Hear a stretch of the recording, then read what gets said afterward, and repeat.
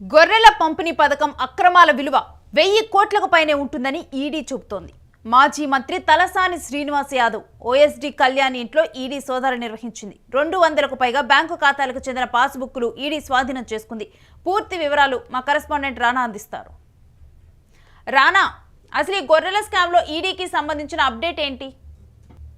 ఆంధ్ర రాష్ట్రానికి సంబంధించినటువంటి వారు కొంతమంది నెల్లూరు జిల్లాకి, అనంతపురం జిల్లాకి సంబంధించిన రైతులు గతంలో ఇటు గొర్రెలకు సంబంధించినటువంటి స్కీమ్ లో వాళ్ళు జాయిన్ అయ్యారు. దానికి సంబంధించిన సరఫరా కూడా చేశారు. సరఫరా చేసినప్పటికీ వారికి అందాల్సినటువంటి అమౌంట్ అనేది వారి ఖాతాల్లో చేరకుండా కొంతమంది అధికారులు దాదాపు 2 కోట్ల రూపాయల పైన కూడా తమ పర్సనల్ అకౌంట్ లోకి వేసుకొని వారికి డబ్బులు ఎగరగొట్టారు. దీనిపైన అప్పట్లో గచ్చిబౌలి పోలీస్ స్టేషన్ లో ఫిర్యాదు కూడా లేదు. ఫిర్యాదు అందించిన వెంటనే ఏసీబీ అధికారులు దీన్ని కేసు రిజిస్టర్ చేసుకున్నారు. రిజిస్టర్ చేసుకున్న తర్వాత అనేక రకాలుగా కూడా ఇన్వెస్టిగేషన్ తర్వాత చాలా పెద్ద పేర్లు అనేది బయటపడ్డాయి. అప్పుడు బయటపడినప్పుడు ఏకంగా అప్పట్లో అనిమల్ హస్బెండరీకి సంబంధించి మంత్రి ఎవరైతే ఉన్నారో పశుసంవర్ధన శాఖ మంత్రి తలసాని శ్రీనివాస్ యాదవ్ సంబంధించిన ఓఎస్డీగా పనిచేసిన కళ్యాణ్ పాత్ర అనేది చాలా కీలకంగా ఉన్నది. అప్పట్లో పశుసంవర్ధన శాఖ కార్యాలయంలో దాదాపు చాలా పెద్ద స్థాయిలో కూడా ఈ ఫైల్స్ కానీ ఇవన్నీ కూడా దగ్ధం చేశారు. ఎందుకంటే కేసు నమోదైన వెంటనే చాలా వరకు సాక్ష్యాధారాలంతా కూడా దగ్ధం చేయడము, తర్వాత వాటిని ఎత్తుకొని వెళ్ళిపోవడానికి ప్రయత్నించారు.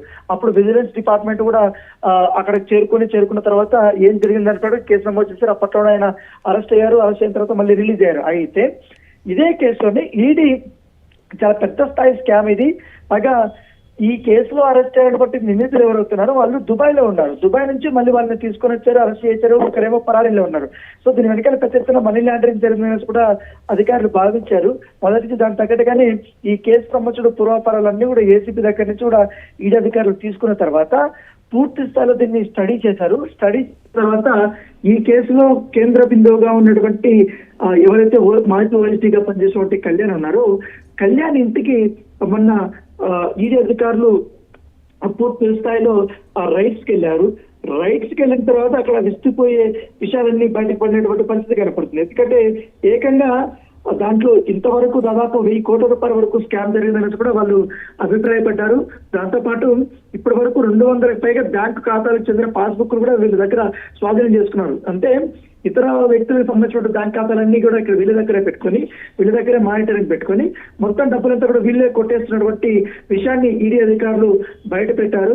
దాంతో పాటు బ్యాంకు ఖాతాలతో పాటు ఆన్లైన్ బెట్టింగ్ అప్లికేషన్ కూడా అక్కడ ఉన్నట్టుగా మనకు సమాచారం అవుతుంది. సో వాటిని కూడా అధికారులు సీజ్ చేశారు. 31 సెల్ ఫోన్లు కూడా సీజ్ చేశారు. 20 సిమ్ కార్డులు స్వాధీనం చేసుకున్నారు. సో దాంతో పాటు గతంలో ఏమైందంటే కాగ్ రిపోర్ట్ ఇచ్చిన దాంట్లో కేవలం 253 కోట్ల రూపాయలు మాత్రమే నష్టం జరిగింది అనుకున్నారు. కానీ ఉమ్మడి జిల్లాలు కాకుండా కొత్త జిల్లాలతో కనుక దాదాపు 1000 కోట్ల వరకు కూడా ఈ గొర్రెల స్కామ్ జరిగిందనేది కూడా ఈడీ అధికారులు భావిస్తున్నారు. కాబట్టి లబ్ధిదారులకు వెళ్లాల్సిన నిధులను ప్రైవేట్ వ్యక్తులకి సొంత ఖాతాల్లోకి మళ్లించుకున్నారు. కాబట్టి ఇంకా రైట్స్ కొనసాగుతుంది. ఇంకా చాలా మంది దీంట్లో ఇన్వాల్వ్ అయినారు. కాబట్టి ఈ డబ్బులంతా ఎక్కడ పోయింది, ఎక్కడ దాచారు, ఎక్కడెక్కడ పెట్టుబడులు పెట్టారు వారిపై కూడా పూర్తి స్థాయిలో ఇప్పుడు దర్యాప్తు కొనసాగుతుంది. సో ఈడీ అధికారులు ఆల్రెడీ 2 రోజుల నుంచి కళ్యాణ్ అదుపులో తీసుకుని ప్రశ్నిస్తున్నారు. అతను ఇవాళ కూడా ఈడీ అధికారులు అదుపులోనే ఉన్నారు. సో ఎంక్వైరీ అయిపోయిన తర్వాత ఆయన్ని అఫీషియల్ గా అరెస్ట్ చేసే అవకాశం అయితే కనబడుతున్నారు. Right, thanks for the details Rana. So గొర్రెల పంపిణీ స్కామ్ ఇది ఒక 200 కోట్ల వరకు కూడా ఉంటుంది అనుకున్నారు. బట్ ఇప్పుడు ఆ గొర్రెల పంపిణీ స్కామ్ ఇప్పుడు మొత్తం కూడా ఒక 1000 కోట్లకు పైగా ఉంటుందని ఈడీ చెబుతూ ఉంది. అయితే దీంట్లో అరెస్టులు కొనసాగే అవకాశం కూడా కనిపిస్తుంది. అరెస్టులు కూడా జరగనట్టు తెలుస్తుంది. ఇప్పటికే తలసాని శ్రీనివాస్ యాదవ్ ఇంట్లో, ఓఎస్టీ వాళ్ళ ఇంట్లో కూడా ఇప్పుడు ప్రజెంట్ అయితే తనిఖీలు నిర్వహించారు. అక్కడ కూడా ప్రజెంట్ అయితే అక్కడ కొన్ని పాస్బుక్లని స్వాధీనం చేసుకోవడం జరిగింది. ముఖ్యంగా కూడా ఈ బ్యాంకు ఖాతాలు వీళ్ళ దగ్గర ఉంచుకొని, ఈ పాస్బుక్లు వీళ్ళ దగ్గర ఉంచుకొని కూడా ఈ స్కామ్ చేసినట్లుగానైతే తెలుస్తూ ఉంది.